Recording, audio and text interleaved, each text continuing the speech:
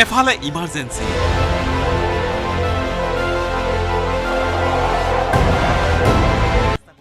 বাৰে বাৰে ব্যৰ্থ হ'ল অগ্নিনিৰ্বাপক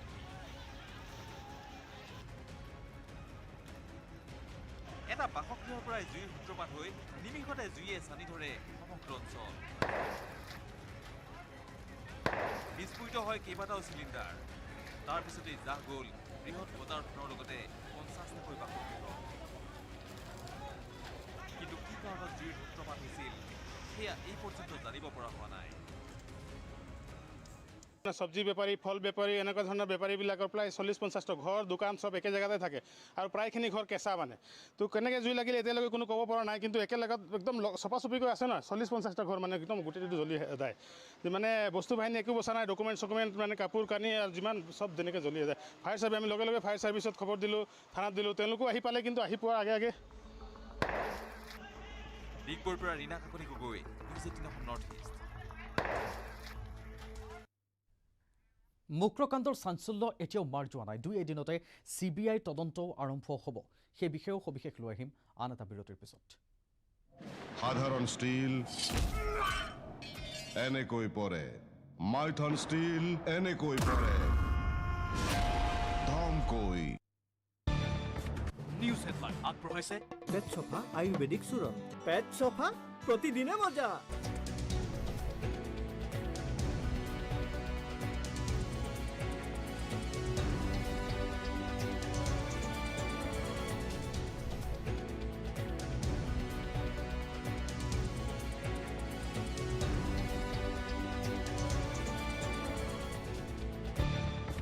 নিউজ হেডলাইন আগবঢ়াইছে পেট চফা আয়ুৰ্বেদিক চূৰণ পেট চফা প্ৰতিদিনে মজা ৰাজ্য চৰকাৰেও কৰিব দণ্ডাধীশ পৰ্যায়ৰ তদন্ত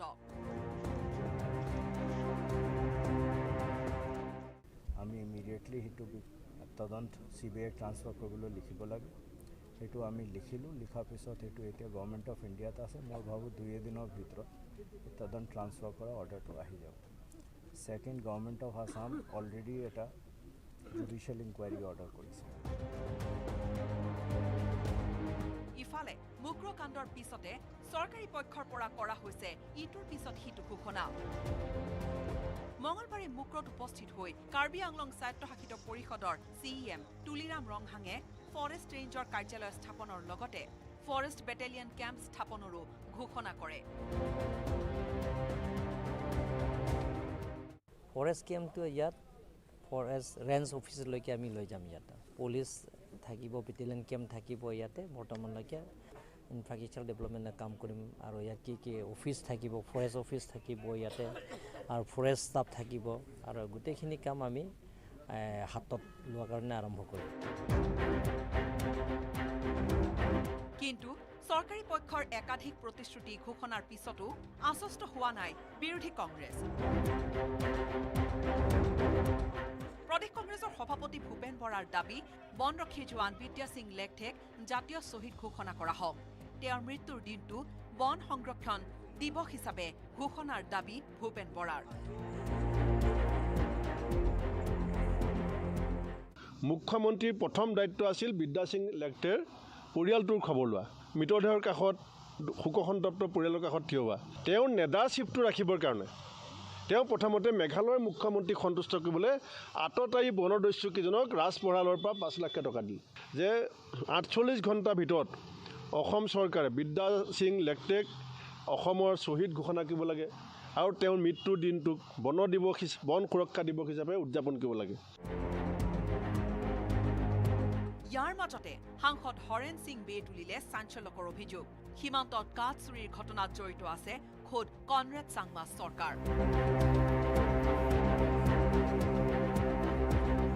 গোটেই মানে যিমান ফৰেষ্ট আছে এই ফৰেষ্টটো মানে ডিফৰেষ্ট কৰাৰ এটা তেওঁলোকে ষড়যন্ত্ৰ কৰিছে ইফালেওতো ফৰেষ্ট ডিপাৰ্টমেণ্ট আছে তেওঁলোকেতো এইবোৰটো চেক কৰিব লাগে কিন্তু তেওঁলোকক ফ্ৰী হেণ্ড দিয়া হৈছে আৰু বিশেষকৈ কাৰ্বি আংলঙৰ মাটিত গছ কাটি তেওঁলোকে মেঘালয়ত লৈ যায় গতিকে ইয়াত গভৰ্ণমেণ্টো জড়িত আছে কনৰাড চাংমাৰ গভৰ্ণমেণ্টো জড়িত আছে এই টিম্বাৰ স্মাগলাৰৰ লগত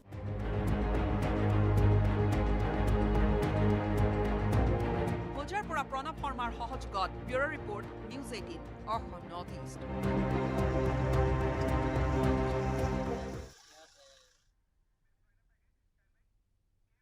আৰম্ভ হৈছে বনভোজৰ বতৰ। ভৈৰৱকুণ্ডৰ বনভোজস্থলীত সন্ত্ৰাস চলাইছে এটা বন্য হস্তীয়ে। আনন্দৰ মাজতে হাতী ওলোৱাত হোৱা লাগিছে বনভোজ দলৰ মাজত। গাঁও চহৰ জিলাৰ খবৰত আপোনালৈ এই প্ৰতিবেদন আগবঢ়াই মই কৃপাঞ্জলি লৈছোঁ বিদায়। নমস্কাৰ।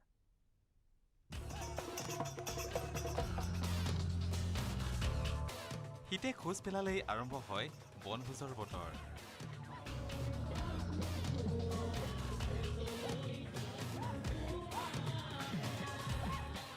প্ৰায়বোৰ পিকনিক স্পটৰ দৰে শনিবাৰ দেওবাৰবোৰ বনভোজপ্ৰেমীৰে ভৰি পৰে ভৈৰৱকুণ্ড। কিন্তু এয়া কি? বনভোজস্থলীত হাতীৰ মাৰাথান দৌৰ।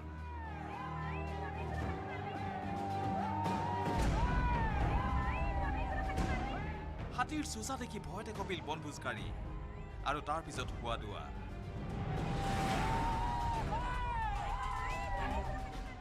হাতীৰ বিচৰণ ভূমিত মানুহৰ দপদপনি দেখি সহিব পৰা নাই যেন প্ৰকৃত অৰণ্য সন্তান। সাধাৰণ ষ্টীল এনেকৈ পৰে, মাইথন ষ্টীল এনেকৈ পৰে।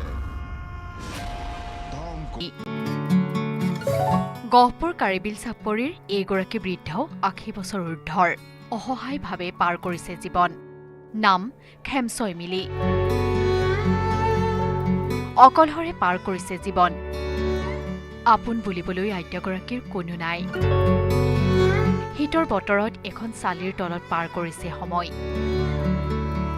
চৰকাৰী আঁচনিৰ নামত ফুটাকৰি এটাও লাভ নকৰিলে বৃদ্ধাগৰাকীয়ে। ৰোগীয়া বৃদ্ধাগৰাকীক ওচৰ চুবুৰীয়াই দিয়ে যদি খায়, অন্যথা লঘোণে থাকিবলগীয়া হয়। বহু কষ্ট কৰি অসহায়ভাৱে